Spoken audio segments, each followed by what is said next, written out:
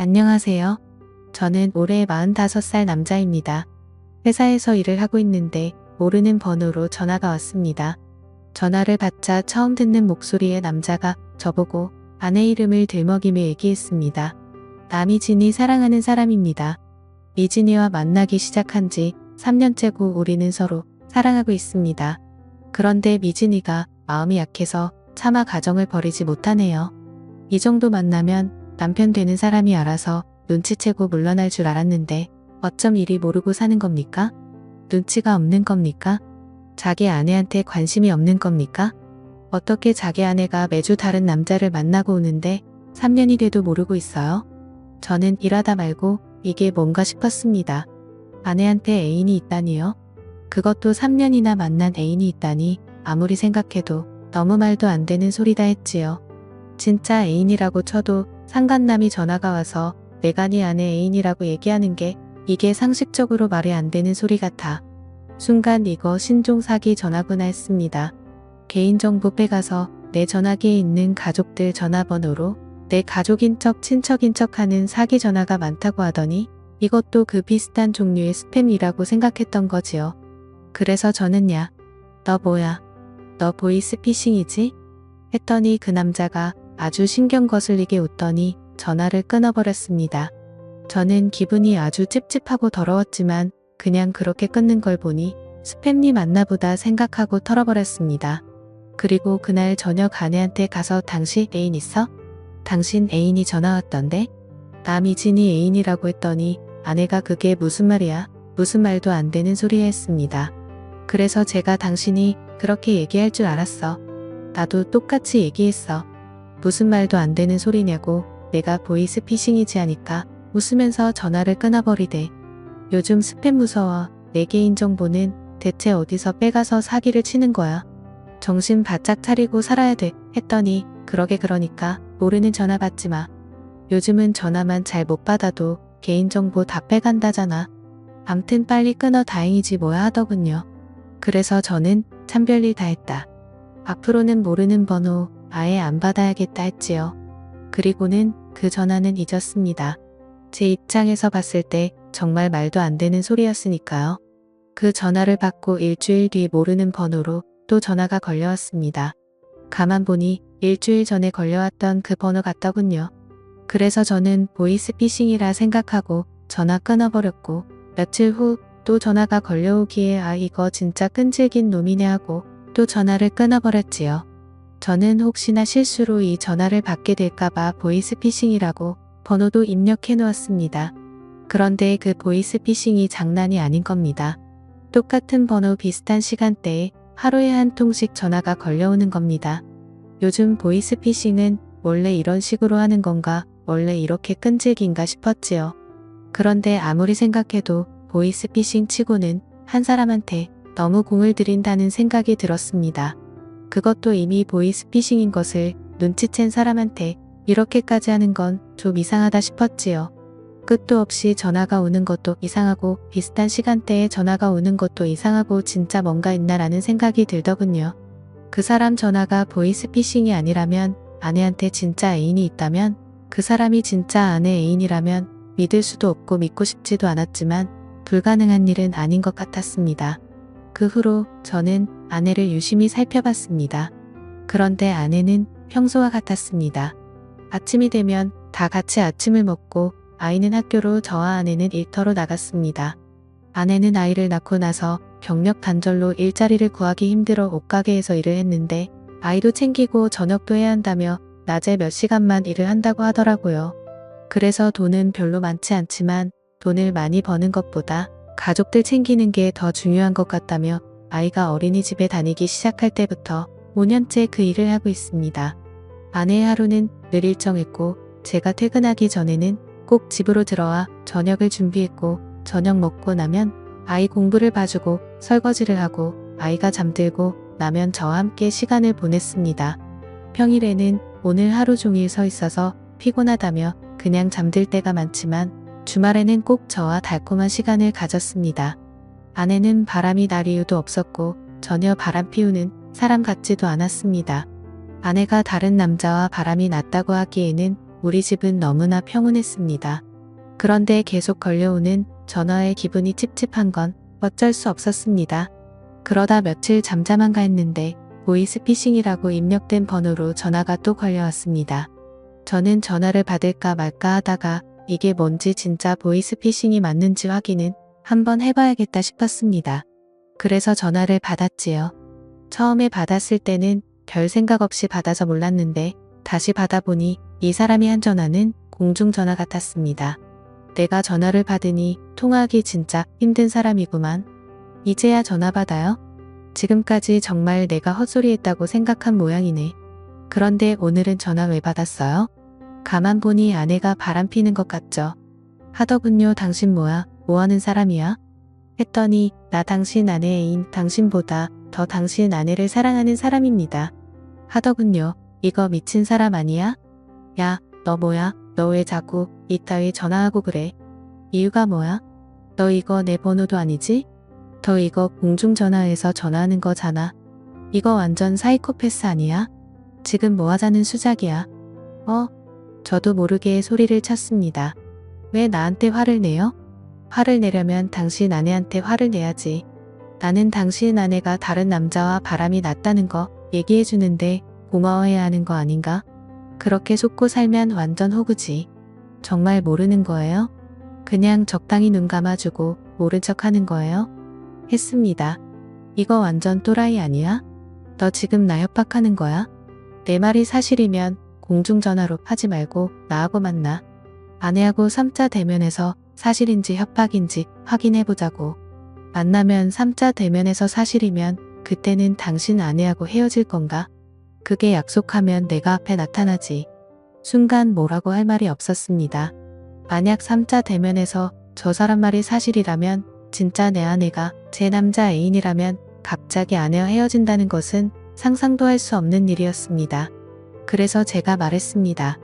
나는 내 아내를 믿고 당신 말이 사실이라고 생각하지 않아. 하지만 이렇게 전화해서 얘기를 하는 데는 그만한 이유가 있을 것 같은데 나 생각할 시간이 필요해. 내일 다시 전화를 주면 내가 3자 대면을 할지 말지 결정할 테니까 내일 다시 얘기했지요. 저는 이름도 얼굴도 전화번호도 모르는 그 남자 때문에 머리가 터질 것 같았습니다. 그 남자는 누군지 도대체 나한테 왜 이러는지 알아야겠다 생각이 들었습니다. 어떻게든 끝을 보지 않으면 절대 끝날 것 같지 않았습니다. 저는 우선 아내와 얘기를 해봐야겠다 싶었지요. 제가 제일 믿는 사람도 아니고 그 누구보다 믿어야 할 사람도 아니니까요. 저는 아내한테 그날 있었던 일에 대해 얘기를 했습니다. 그리고 물었지요. 어떻게 된 거야? 솔직히 말해줬으면 좋겠어. 당신한테 진짜 애인이 있는 거야? 만난 지 3년이나 됐다는데 지금까지 날 속이고 남자를 만났던 거야? 그랬더니 아내는 아니야.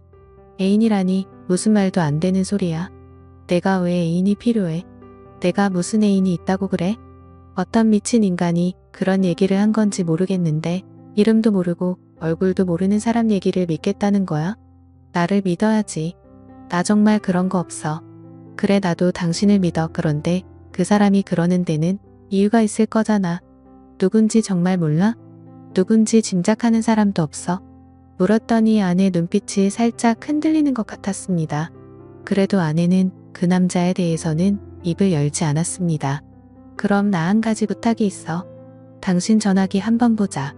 문자, 사진, 통화 내역 모두 다 보여 주면 당신 말 믿을게. 그랬더니 아내는 바로 전화기를 열어서 보라고. 도대체 뭐가 있냐고 이래도 나를 못 믿겠냐고 했습니다. 정말 아내의 전화기에는 다른 남자와 찍은 사진 한 장도 없고 낯선 전화번호도 없었습니다. 문자도 전화도 저랑 가족들 외에 특별히 연락을 주고받은 흔적도 없었습니다. 정말 귀신에 홀린 기분이 들었지요.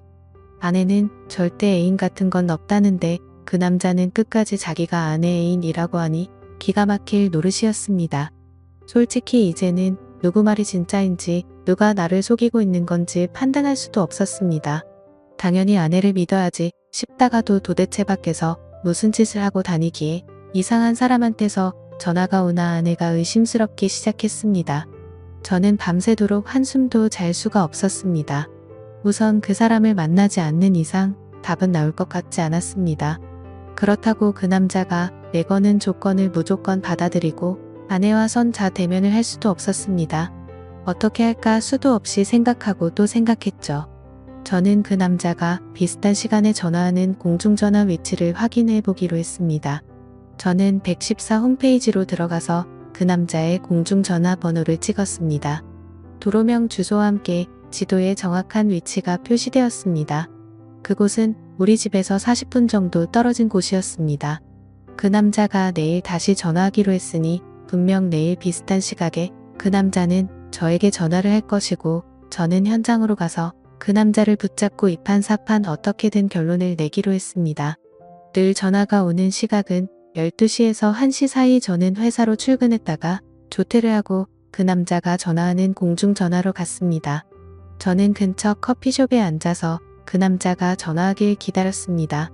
정확히 남자는 12시 58분에 전화를 했습니다. 전화가 울리자 바로 전화를 받고 공중전화로 발걸음을 옮겼습니다. 역시나 허름한 공중전화 안에 웬 남자 한 명이 전화를 걸고 있었습니다. 그 남자가 저에게 생각 많이 해봤냐고 어떻게 할 거냐고 묻더군요. 그래서 나는 내 아내를 조금도 의심하지 않고 내 아내는 절대 그럴 사람이 아니다. 그러니 미친 짓 한 번만 더 하면 경찰에 신고해서 가만두지 않을 거라고 했지요. 그랬더니 그 남자는 또다시 너무나 기분 나쁜 소리로 웃으면서 어떻게 그런 여자를 믿지? 다시 생각해봐. 그 여자 장난 아니야. 내 말 믿고 싶지 않은 모양인데 너는 미진이를 몰라. 내가 미진이를 정말 잘 알아. 우리 정말 그렇고 그런 사이에 했습니다. 저는 당장 달려가 멱살을 거머쥐고 죽도록 해주고 싶었지만 억지로 끓어오르는 화를 눌렀습니다. 그 남자의 집이든 직장이든 뭐든 알아내야 했으니까요. 그 남자는 저에게 남편을 속이고 다른 남자와 놀아나는 그런 여자를 어떻게 믿으려고 그러냐며 다시 잘 생각해보라는 말을 남기고 전화를 끊었습니다. 그 남자는 전화를 끊고 발걸음을 돌렸습니다. 저는 그 남자의 뒤를 멀찌감치 밟았고 그 남자가 들어가는 곳은 무인 모텔이었습니다. 아무도 없이 혼자 들어갔습니다. 저는 일단 기다려보기로 했지요. 그리고 잠시 후 한 여자가 모텔로 들어섰는데 저는 얼굴을 보고 숨이 탁 막혔습니다. 그 남자가 들어가고 난 후 얼굴을 나타낸 그 여자는 제 아내였습니다. 저는 이 상황을 믿을 수 없었습니다. 이렇게 되면 그 남자의 말이 모두 사실인 셈이었지요. 하지만 끝까지 아내는 아니라고 했고 자기 말을 믿어달라고 했고 저는 아내를 믿었습니다. 그런데 어떻게 이런 일이 있을 수 있는지 눈으로 보고도 믿을 수 없었습니다. 저는 무조건 아내 뒤를 따라갔습니다. 아내는 제가 있는지 없는지 전혀 눈치도 채지 못한 채 짧은 치마를 입고 높은 구두를 신고 걸어갔습니다. 그리고 아내는 방 번호를 확인하고 들어갔습니다.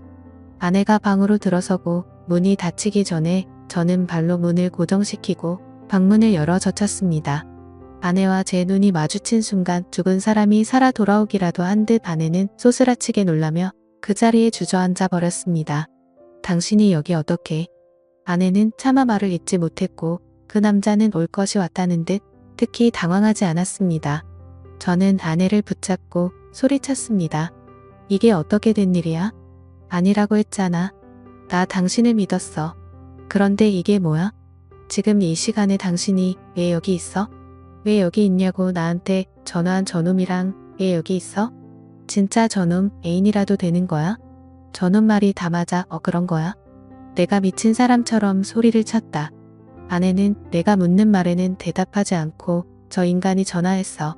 당신한테 전화한 사람이 저 인간이야. 하더군요. 그랬더니 그 남자가 얘기했다고 말하더군요. 내가 전화했어. 우리 둘이 3년을 만났다고 우리 둘이 그렇고 그런 사이라고 했지. 다른 남자 품에 안기는 여자 왜 끼고 사냐고 헤어지라고 했어. 당신 남편과 나를 위해서. 그 남자 얘기가 끝나자 아내는 그 남자에게 다가가 있는 힘을 다해 그 남자 뺨을 3대 후려쳤더군요. 이 안에서 있었던 일 절대 발설하지 않는다. 이게 이 세계룰 아니야. 그런데 너 왜 이래? 내 남편한테 왜 전화를 한 거야? 얘기해서 뭐하게 도대체 뭐 하자는 거야?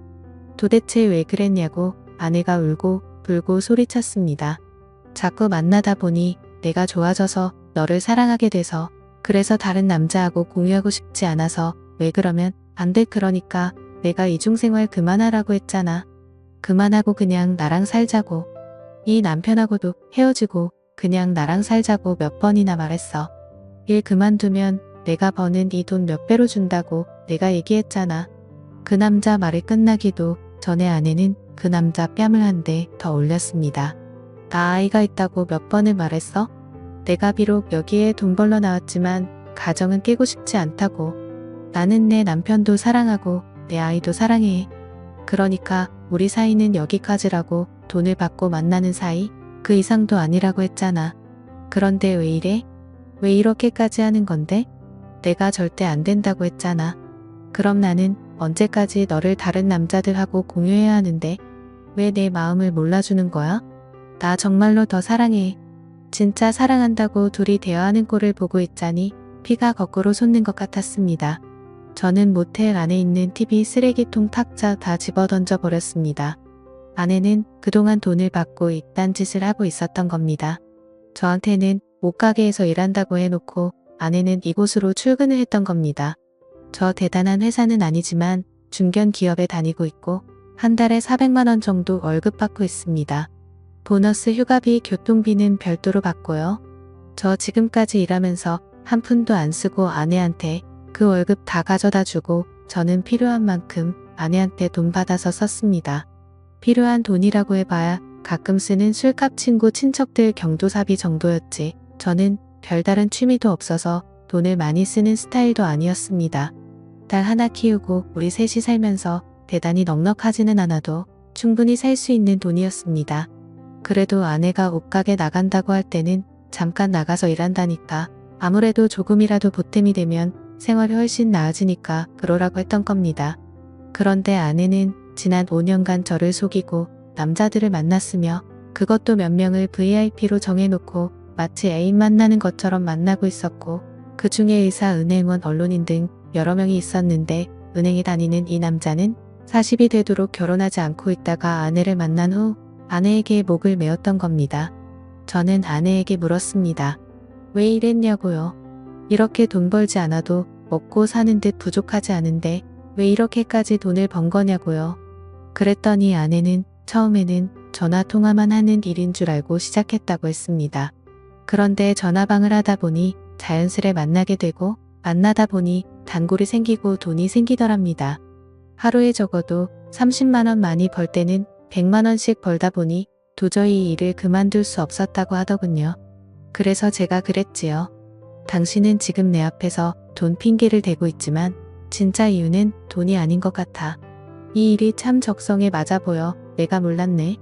10년을 넘게 살면서 당신 적성에 맞는 일이 이런 일인 줄 꿈에도 몰랐어. 적성에 맞는 일 찾았으니 일 열심히 해야지.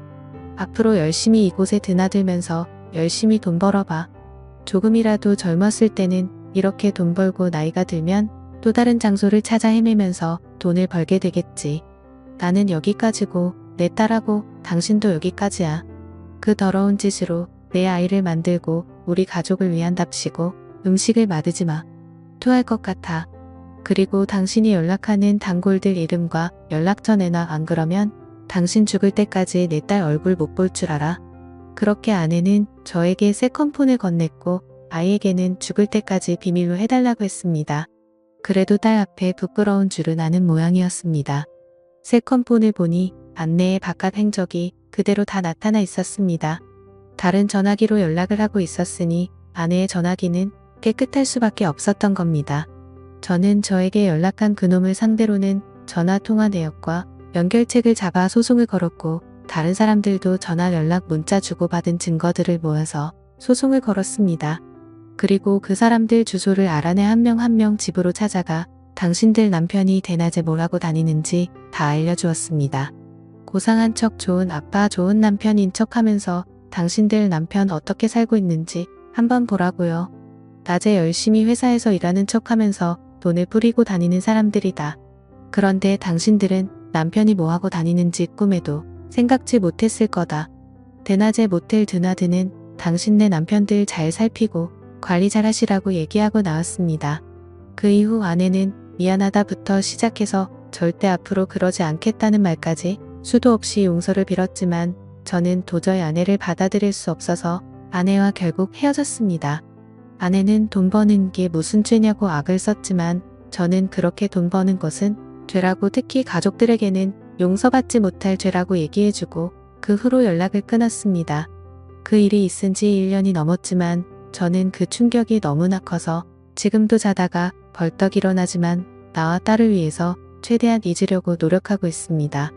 앞으로 다른 여자는 못 만날 것 같고 우리 딸과 행복하게 잘 살고 싶습니다. 지금까지 제 사연을 들어주셔서 감사드려요.